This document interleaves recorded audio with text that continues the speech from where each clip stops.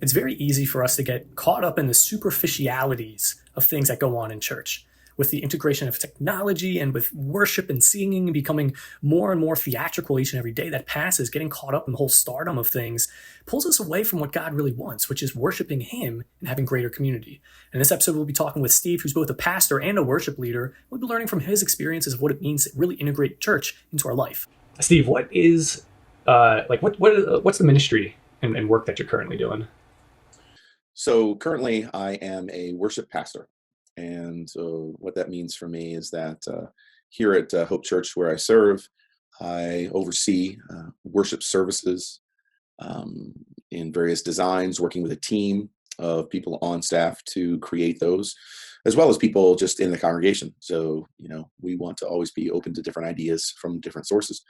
I'm also, though, not just working musically and technically, but I serve a pastoral role where I try to help people grow closer to God through, you know, meetings or conversations or a little bit of counseling, a little bit of mentoring, a little bit of discipleship, as we would say. So that's my current role. So you're both like worship leader as well as as well as pastor. What are the different values that you feel like each of those roles is able to offer to the church? Well, I think that so if there's like two roles, so to speak, that a lot of people fill the role of they see worship leader and they see pastor as distinct.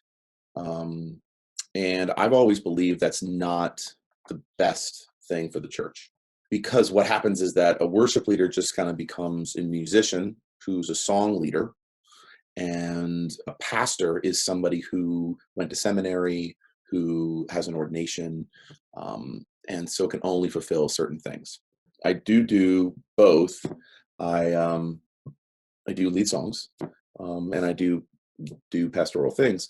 Went to seminary, have a licensing, but I don't think that both roles have to be done by different people. So I believe that the way that worship is primarily done in the 21st century in Western American culture, the person who is leading the songs needs to develop um, a certain personal and broader accountability to the church body.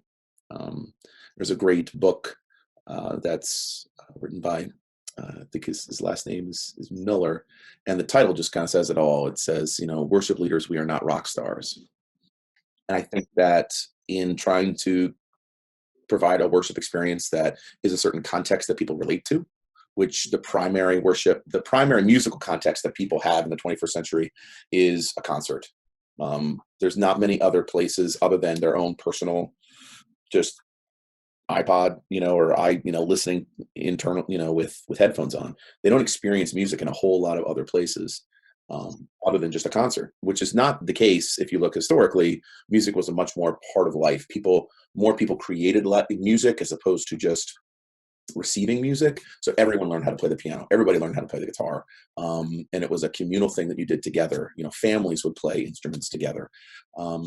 There wasn't recorded music until, roughly 100 years ago. So before that, if you wanted to experience music, you had to create it, or you had to have money to pay someone else to create it. The point is that worship leaders aren't rock stars, and they're called to a higher level of accountability and hopefully mentoring the people that they're working with.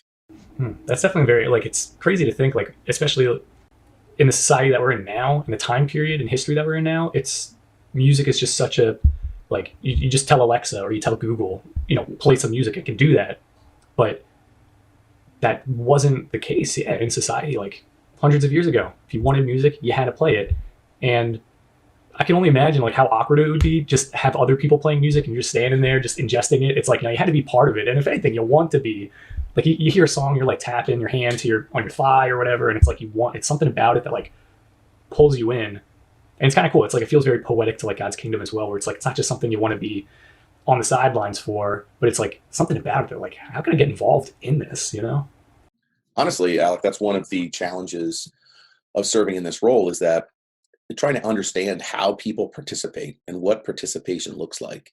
I think that everyone has to agree, if they are having any type of connection to church history, to church doctrine, to even the scriptures that worship is a communal event, that worship happens when people gather together for or for the purpose of meeting and giving glory to God, right? So that's now I might say that a different way at another time, but that's, to me, that's when you boil it all down. That's what you get. And if whatever we're doing doesn't encourage participation, then we really need to look carefully at why we're doing it. Um, that being said, I think participation looks different for different people, and so maybe a better term is engagement. So, what does it mean to be engaged in worship? So, one of the things that's kind of hurts my heart is that I always want people to sing. I think that singing connects the mind and the heart and the body all together. I think that you can be proclaiming truth. I think that you can be reflecting your feelings. And I think that you can be using your body as a physical manifestation of both. But so many people don't feel comfortable singing. They've been told that they can't sing. They only remember singing up until they were 9 years old. And then after that, the public schools didn't require them to sing, and so they don't. Maybe they sing happy birthday like really bad a couple times a year. But that's even it's interesting, even the Star Spangled Banner, I would say that the majority of people who would be present for the national anthem in the United States would not sing with it. They think it's not something they're supposed to sing, but supposed to listen to, as somebody else, more trained, more appropriate, more beautiful, sings. So then, as somebody who's trying to encourage engagement with God's people and in His Spirit, what does it look like if they don't always want to sing? Is that bad? Is that something we need to change? So those are the questions I wrestle with in my current context that maybe give some light as to what I do. Yeah, and that's definitely like I remember experiencing like a profound it was like I had heard a pastor talking about how in worship like one can worship without even um, necessarily like saying like words. You can just say you just like have like tones like I don't want to say groans, but like you could just like make some noises like just humming along, and that like kind of like opened the door a bit for me to like get into feeling comfortable with singing, because it was the same everything that you were saying, like, oh, only the trained person can sing, or you have to sound a certain way. But it's crazy because it's like as you venture into this like new world of trying to sing, you got to like learn that you have your own unique voice, and finding that voice is like also like finding yourself, and then bringing that into a worship setting is like now like the whole, oh man, it's just giving me so many like deep thoughts of how understanding one's self, and then understanding oneself in the context of being in the kingdom of God is very much like how one participates during singing at church. I mean, it's super, it's very kind of like a loose analogy there, but I see like a lot of similarities in that. No, I definitely think that, like, so it's one thing for me because you're connecting the way what I hear you saying, Alec, is you're like connecting what does participation in worship look like to how I participate in the kingdom. And so when you say that, one of the things I think about is people who are maybe coming to church for the first time, or they're there just for a sacred event like a baptism or like a confirmation or something like that, wedding, and they really don't know it's something that they're not comfortable, nor have they professed a belief in. I have some friends of mine who said, "Listen, I feel like singing right now is disingenuous. That's like, I don't believe this stuff. I'm here to honor the people who do." And I was like, "Wow, that's really thoughtful. That's a thoughtful response. They're not just going through the motions of, well, everybody else is singing, so I'm going to sing too." But then when you think about people who've gone to church all their life and really do have a deep faith in Jesus, and this is something they do every week, but they still have this uncomfortableness about it. That's where I think I would have some more questions. So what like led you into pursuing doing like worship, and then eventually led you into being a pastor? So I grew up in the church. I actually grew up in a type of church called the Salvation Army. Most people probably think of them as like a humanitarian organization, but they also have churches. And my parents were the equivalent of pastors, and so just was always around the church. They also were musicians, so I always loved music. And the two of them found their way, music and the church, into my life from a very young age. By the age of 10 or 11. I was already participating in stuff, but I never really thought about being a pastor before.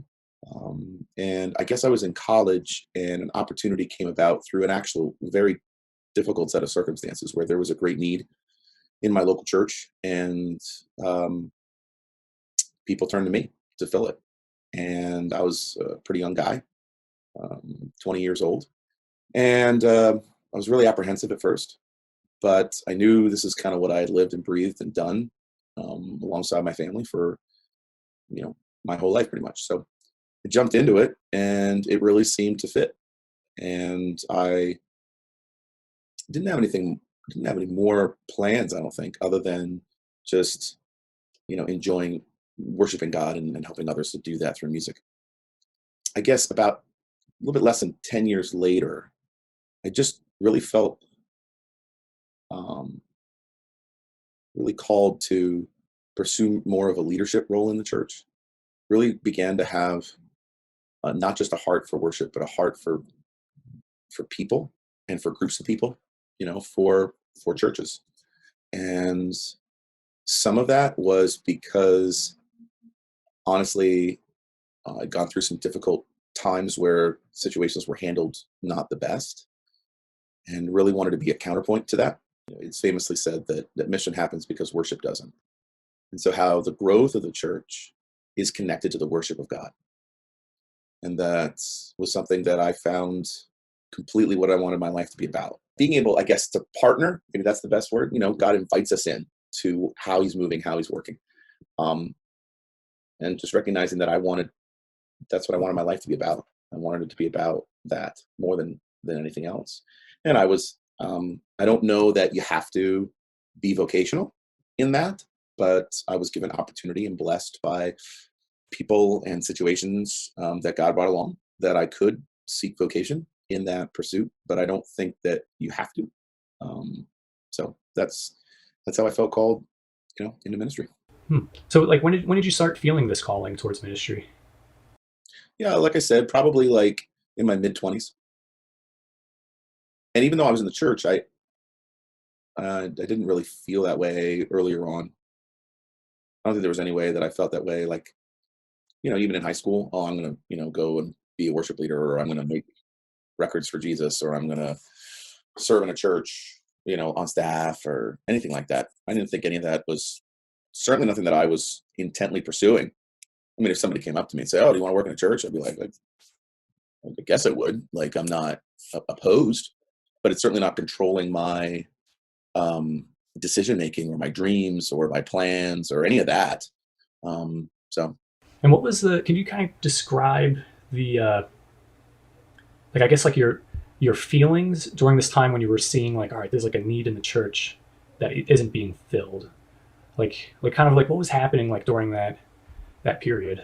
I think two main things. I think there was a soul searching in myself for what I wanted my life to be about, how I wanted to realize the meaning of why. It sounds trite, but why am I on this earth? What's the purpose?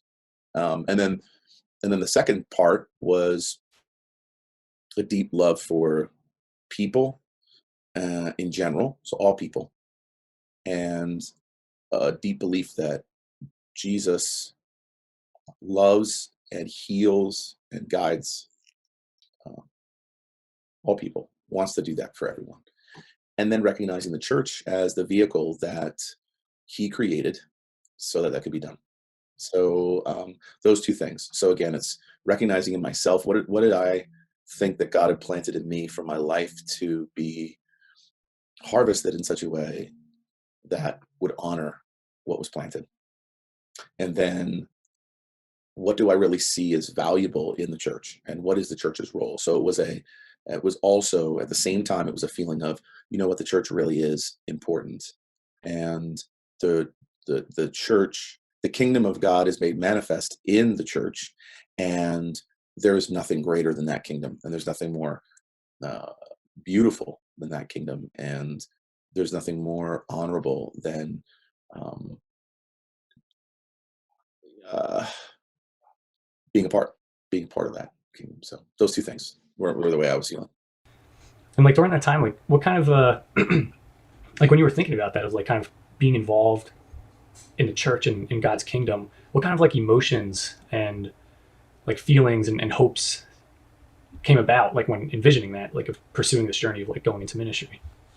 Just hoping that God would be able to use me to draw people to Him and to change their lives because of Him. That's my hope. That's still my hope. Um, no matter where I've served, because I've served in different places in the same or similar roles, it's still my hope. I really just, um, I don't know that I could say it any better than that.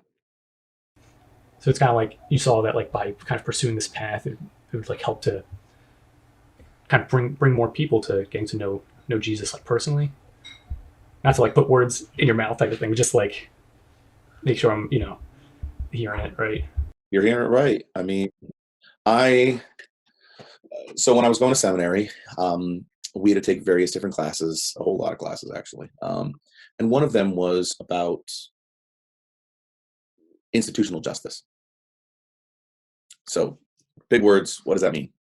So, the idea behind institutional justice is that um, there are systems in our world that are designed and implemented and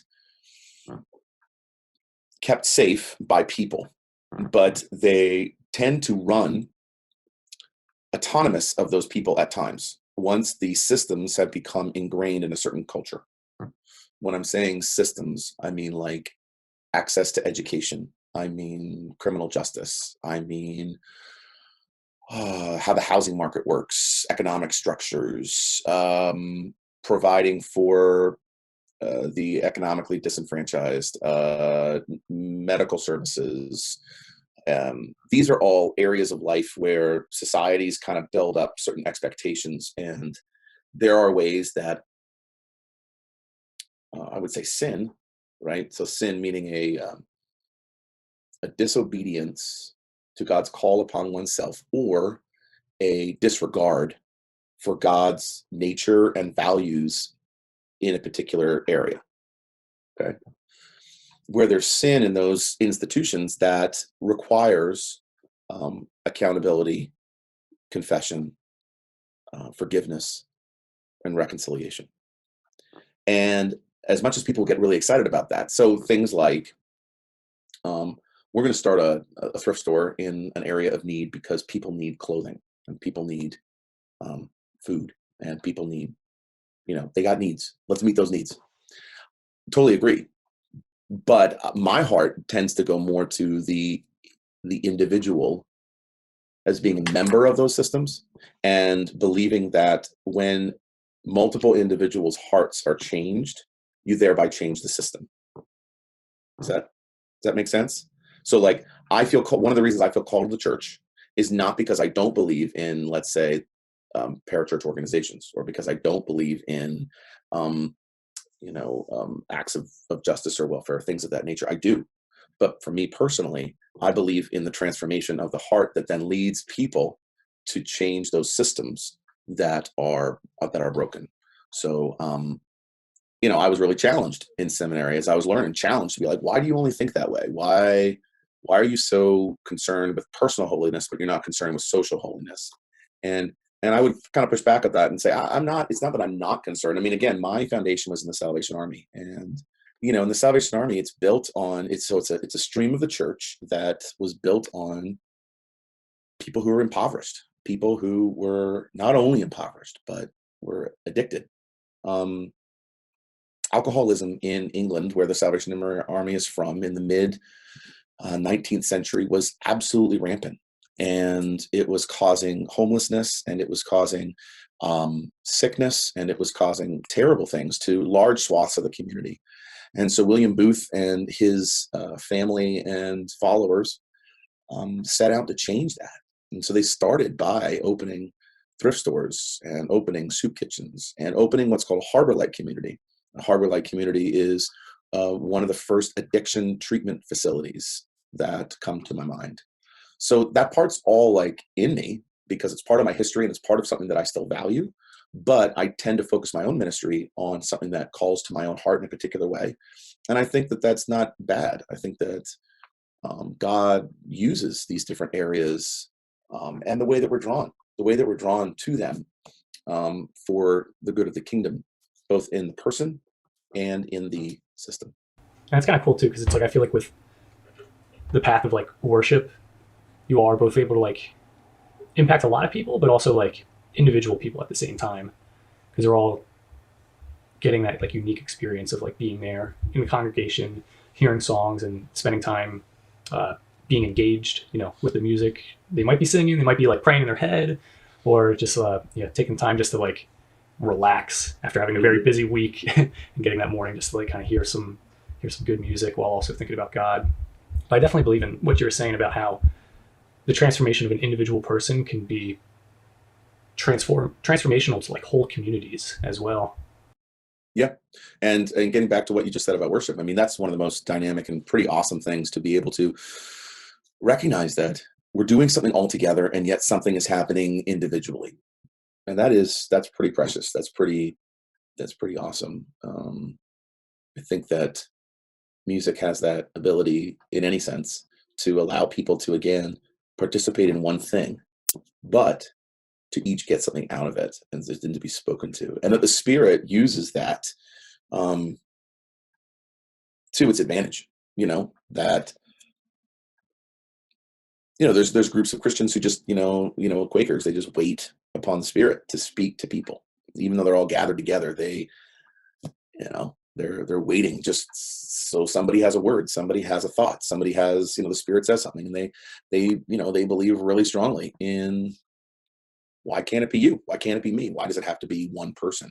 So I love it after a Sunday service, somebody comes up to me and says, "This is really speaking to me because," or "That song was exactly what I needed to hear today," or "That scripture was," and different, right? So like, this song meaning something to this person, that song meaning something to that person. And it's the same song, and we all sang it together. But Yeah, it's cool. It like meets them uniquely, like where they're at in their yep, journey. you would hope. Yeah, that's what I hope. So like on speaking of journeys, like on this journey that you've been on so far, like who have been some people that have been like inspirational to you, either like people that you know personally or people you don't know personally? That's a great question. Um, so I had a pastor, mentor, help me when I first went into ministry. That, um, it was a difficult season in life, a lot of changes in my family, and really started to open my heart to legalism. So measuring people by the amount of times they got something right as opposed to got something wrong. Never thinking that that may have found its root in my life, in my heart, in my perceptions of people, until it was called out. And that pastor, that mentor, really showed me what grace was.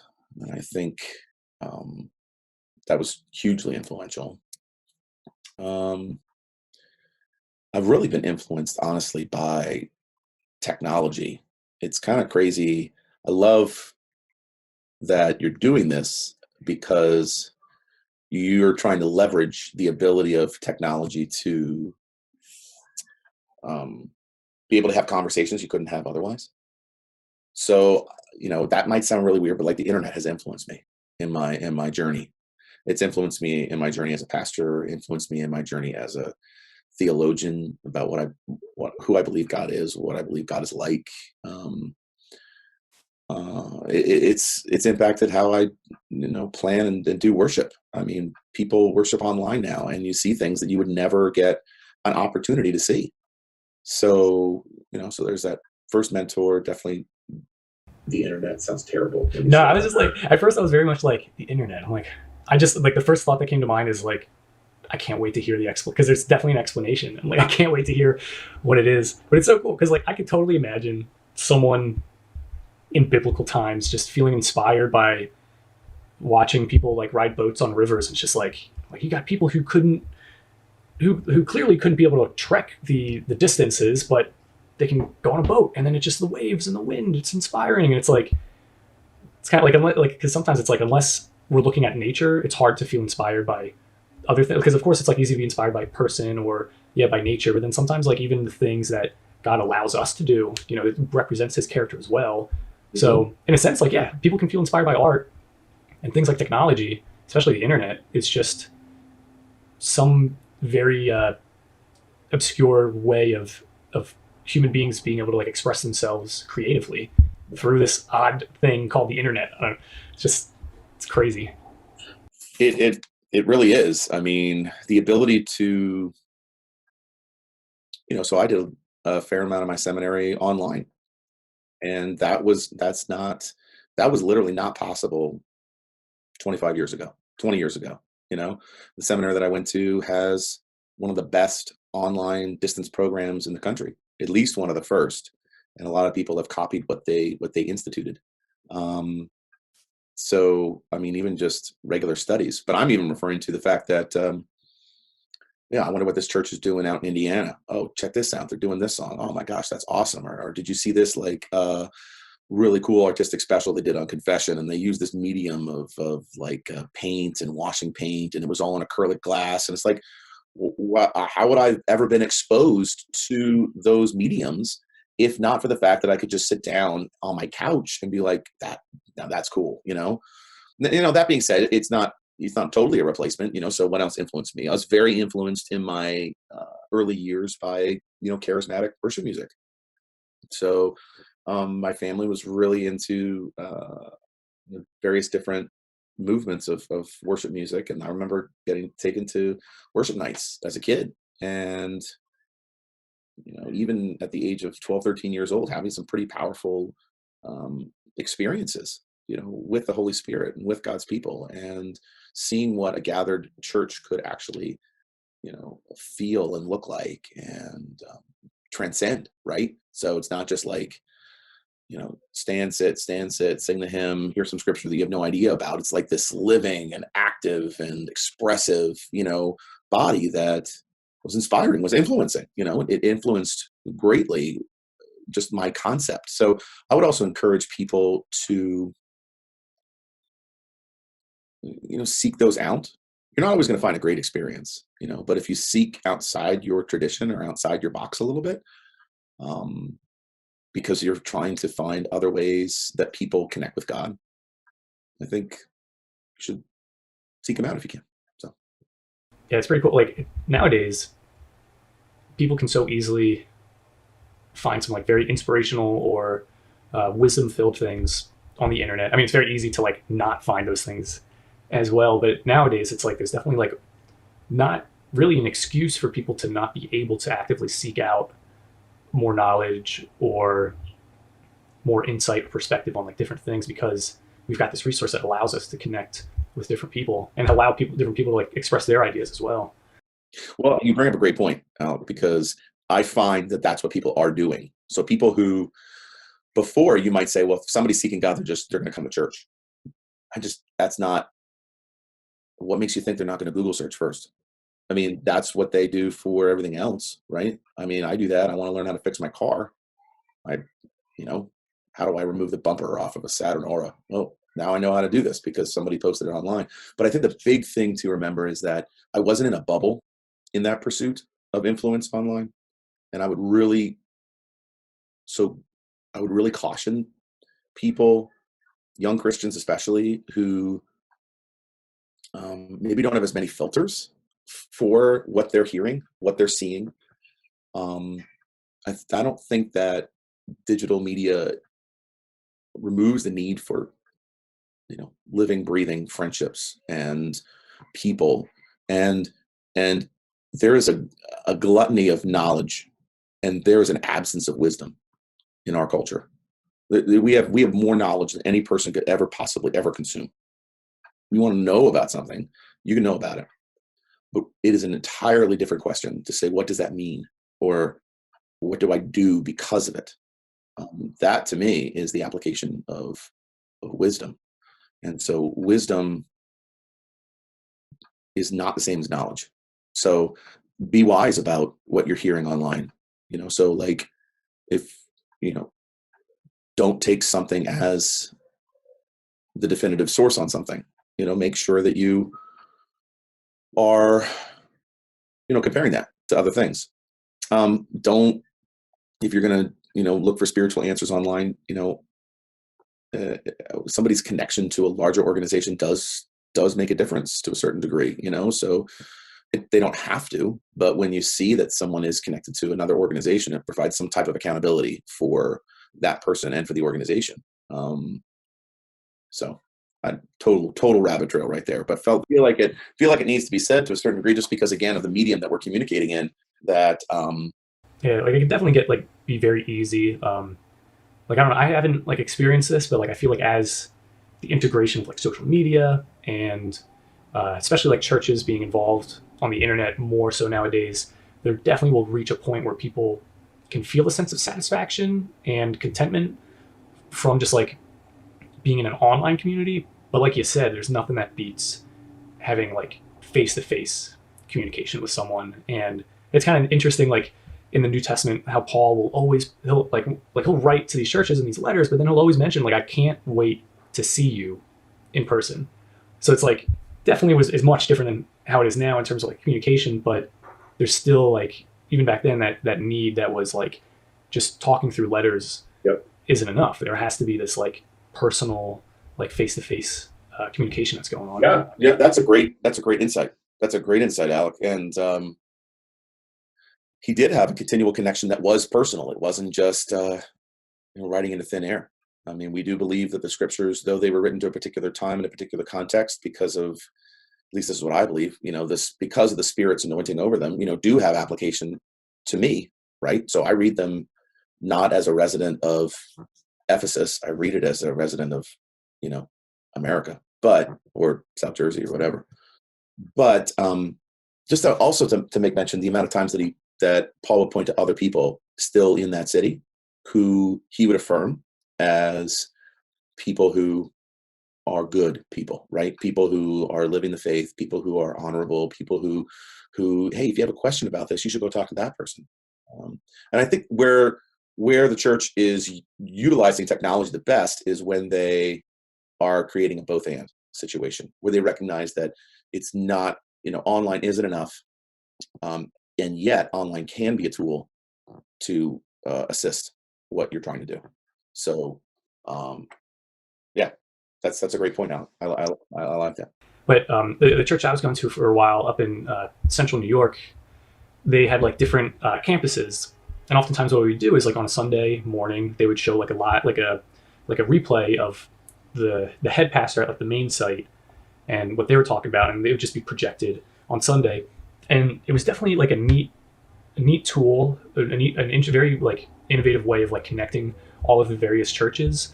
But like we do see in the Bible how you pointed out like how Paul will say like, yeah, hey, this guy really knows his stuff, he's like really spirit led, refer to him for any questions and stuff like that. Like Paul's like pointing out different people who can in a sense kind of like fill the role that he would have been filling if he were there.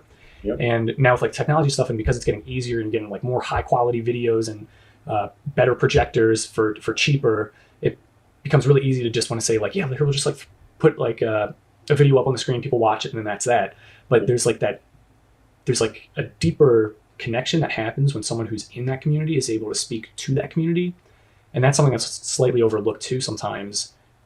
If you were to just like kind of breeze through the letters that Paul writes, I mean, it's kind of hard to like miss it, but he's talking so specifically to them, and yes, like we're able to take the messages and stuff out of it even today. But when he was writing it, it very much like when he was writing to the Corinthians, it was intended for the Corinthians, but they were like, "Oh, this is so good, we got to share it with others." And that's something that like churches can definitely like miss out on. Not that there's anything wrong with like doing the video projections, but when there's someone from that community up on that stage or standing in that crowd and is able to speak a message to people, even if it's on just the same exact topic that the main pastor is talking about, God will totally inspire that person in a way that I believe would impact that community way more than having like an external message just being plugged in to that site. Yeah, these. I mean, you have a great grasp on this, Alec. These are things that we discuss almost on a monthly, if not weekly basis, in how we design worship. Because the communicator, the preacher, the pastor, whatever title you want to give to that person, the person who is talking for a considerable period of time during the gathering, is a focal point, right? It's a focal point, and people see connection and authority and God, right through what that person's saying. God was speaking to me today through you or whatever.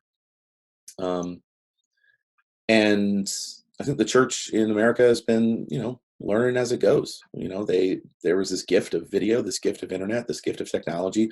What do we do with it? And I think churches have, at various different degrees, come to that realization of what you just said. That it's just not about just receiving content. That people and connection matters.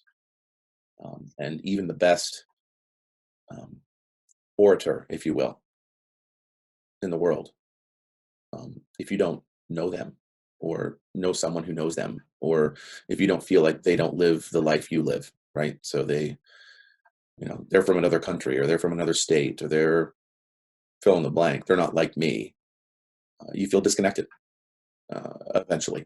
Maybe not at first, but so those are great points. And I mean, again, stuff that we talk about in worship all the time. We've decided to make most of our preaching live preaching for pretty much that specific reason.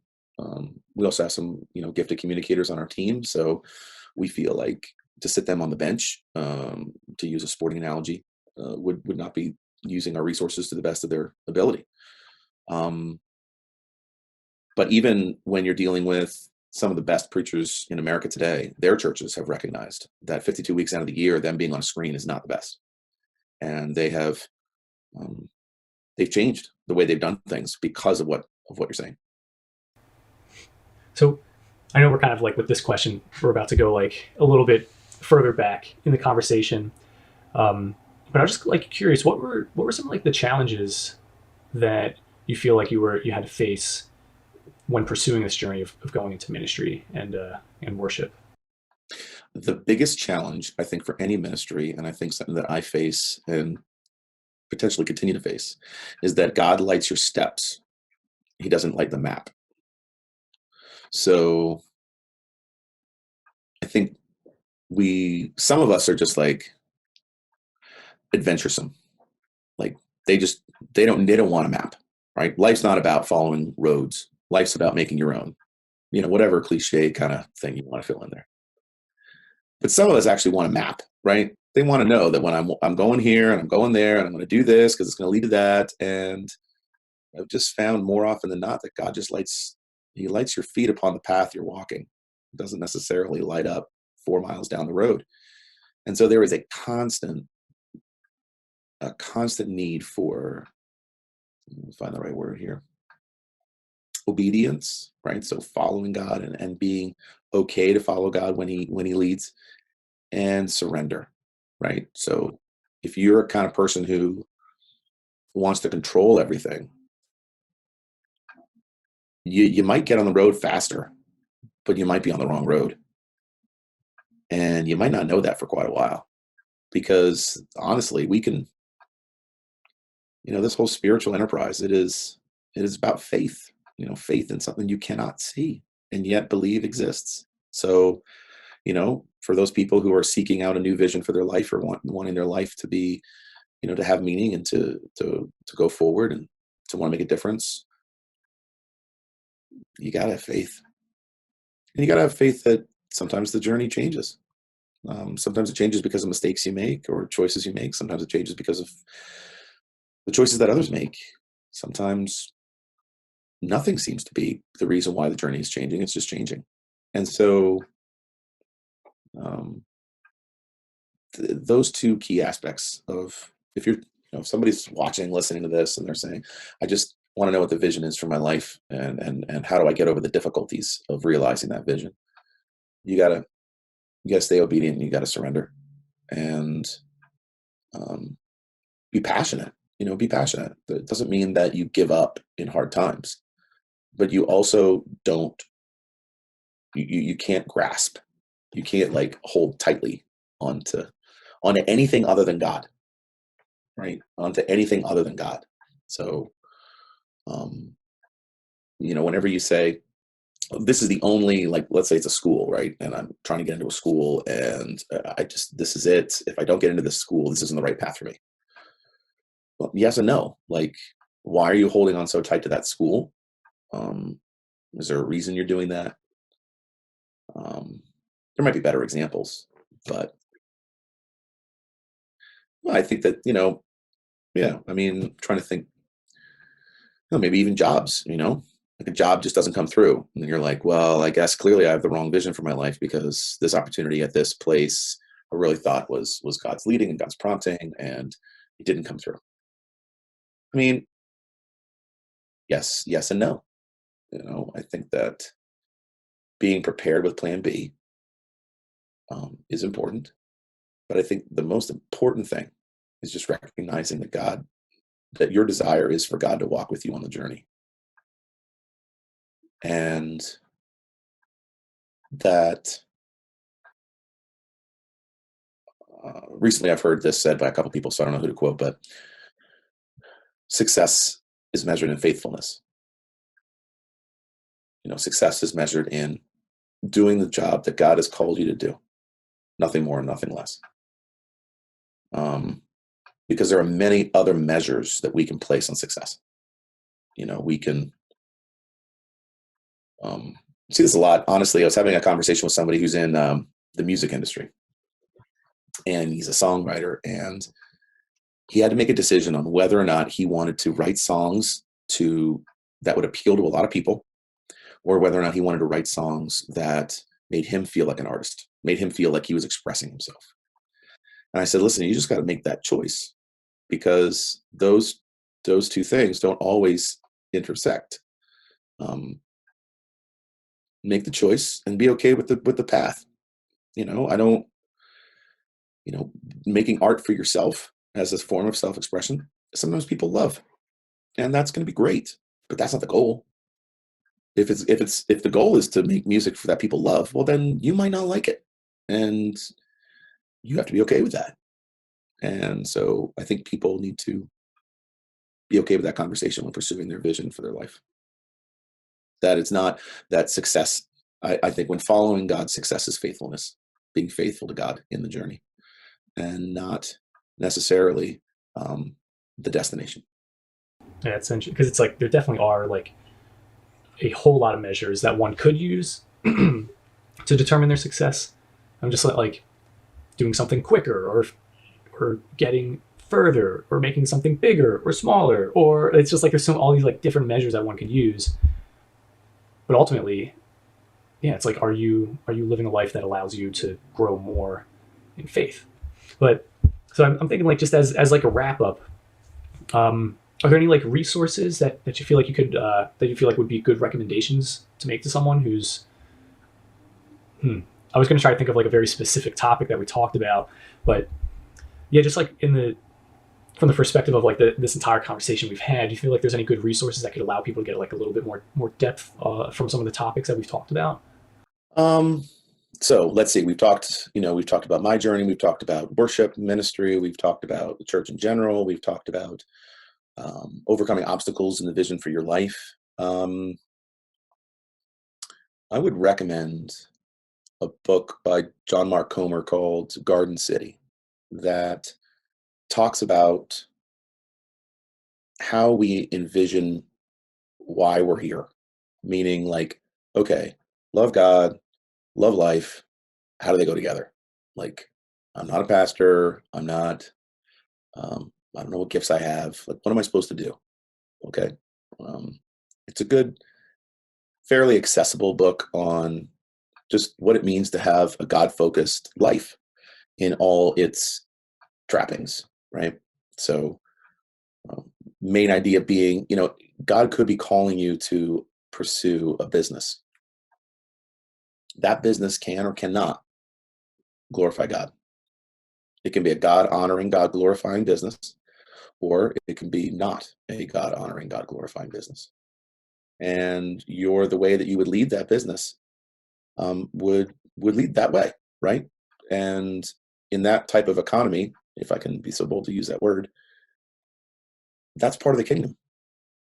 That's part of creating space that honors the creator. So, that would be one resource I think would be helpful. I tend to recommend on worship a book called True Worshippers by Bob Kauflin. It's one of his shorter works, and it is a good primer on what it means to worship, what a worship leader is, how to design worship, meaning what should take place in our gatherings. So those are two pretty good book resources that I think could be helpful for what we talked about today. Um, that's what I got. Cool. Well, Steve, it's cool. Like I always like expect these conversations to really have like a lot of wisdom for like the people out there who are watching, but it's always nice like you hear stuff and it's like I feel like I personally have gotten some good wisdom out of here, and Awesome. it's kind of like a little bit like it's like I'm like okay cool, I got some good stuff out of it. I don't know if any like it's like I feel like as long as like oh yeah I got some really good wisdom out of this, helped out a lot.